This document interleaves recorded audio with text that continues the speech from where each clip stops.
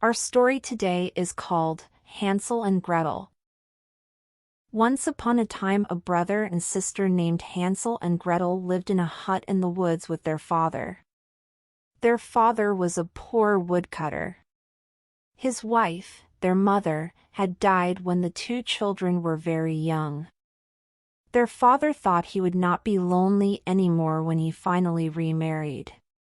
But the new stepmother made life very hard for Hansel and Gretel. The children were not allowed to eat until after the stepmother had taken everything she wanted off the plates. Most of the time, there was only a crust of bread left. And all day long were hard chores for them to do. Hansel and Gretel tried to tell their father about this, but he would not hear of it. It seemed the only one he would listen to was his wife. And all the stepmother talked about was how much trouble it was to have children in the hut, and how much she wished they would go away forever. Each day there was less and less food for the boy and girl to eat. Yet the stepmother gave them more and more hard work to do. One day Gretel begged her father, "Please, father. All day long we work hard and we're hungry." But the stepmother slapped her face. "You ungrateful brats," she yelled. "You will eat us out of house and home." That night the two children were not allowed to sleep in the hut. Outside in the cold, they shivered and tried to keep each other warm. Winter was coming, and the clothes they wore were so thin it felt almost as if they had no clothes on at all. The next morning when the sun rose, Gretel turned to her little brother. "Hansel," she said, "we cannot stay here. We must escape now, today, into the woods. Surely we will find more to eat when we are on our own than what we get here at home." "Do you think?" said Hansel. "But what if we get lost?" "We won't," said Gretel. "I will take bread. We will drop breadcrumbs behind us. If we have to, we can follow the crumbs back home." And so the two of them went off into the woods and left their hard life behind. They went deeper and deeper into the woods. Gretel was careful to drop one crumb and then, after a bit, another. But alas! They looked and looked for any sign of something to eat: an apple tree, pear tree, some nuts on the ground, or even dried up berries. There was nothing to eat. They got hungrier and hungrier. At last, poor Hansel and Gretel knew they must return to their hut or they would surely starve. They would just need to find the breadcrumbs, and that would lead them home. Yet when they looked for breadcrumbs, there were none to be found. All the breadcrumbs were gone. A bird whooshed up into the air, and in its beak was a large crumb. Hansel and Gretel were struck with grief. The birds must have taken all their breadcrumbs. A wolf howled in the distance. The sun was setting. Hansel and Gretel were lost and hungry. Now they were scared, too. "Gretel," whispered Hansel in fear, "what will we do?" She did not know what to say. All she could do was to hug her little brother.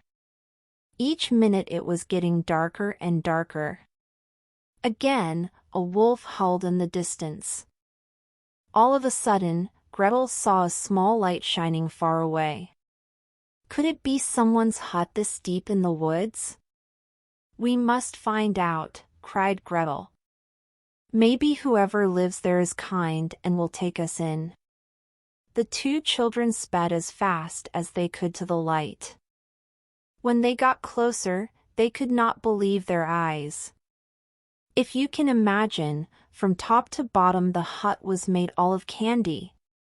From its gingerbread roof, with frosting all over the walls, and with candies tucked into the frosting, what a sight to see! "Gretel!" Hansel cried out. Before Gretel could say, I bet it will be okay if we have just a little taste." Both of them were already biting off small chunks and licking the sweet candy. A sharp voice, "Who is nibbling on my house?" Hansel and Gretel spun around. An old witch. Stunned, Gretel could only curtsy. "If you please, ma'am," she said, as sweetly as she could. "There was so much candy on your house. And we are so hungry." "You have that right, my house," snapped the witch. Her voice dropped. "Well then," said the witch in a gentler tone, "come inside. I'll get something for you to eat." Hansel and Gretel looked at each other in delight. They skipped into the witch's hut. A fine meal of soup and bread. As they licked the last crust of bread and looked around the hut, what the brother and sister saw made their hearts turn cold. Piles and piles of bones in the corners. Yet the two children were very tired, and so they slept. The next morning when they woke, Hansel found himself locked in a cage. The witch roared, "That's where your brother will stay. Every day I will fatten him up. Soon he will make me a fine dinner." She laughed and laughed, rubbing her hands with glee. "Till then," she said sharply to Gretel, "you will work for me." Indeed, Hansel was well fed and Gretel worked hard all day doing chores for the witch. Each morning the witch said to the boy, "Show me your finger. I will feel how plump you are getting." For the old witch could not see well. Hansel held out his finger as he was told. The witch smiled when she felt how plump he was getting. "Gretel," Hansel whispered in fear. "What are we to do? Soon I will be plump enough and the witch will want to eat me." His sister wished she had a plan, but could not think of anything. "Gretel," Hansel whispered in fear. "What are we to do?" One night when the witch was sleeping, Gretel had an idea. She picked up a bone from one of the piles on the floor and woke her brother. "Hansel," she said, "the next time the witch asks to see your finger, hold out this bone to her instead." The next morning, he did just that. "Humph," said the witch, touching the bone and thinking it was the boy's finger. "This is going to take longer than I thought." "At least I have more time," Gretel thought. But still, she could not think of any way they could get out of there. Each morning when the witch said, "Show me your finger," Hansel held out the thin bone. One day the witch yelled, "I will not wait another day. The boy will be my dinner tonight, no matter how skinny he is."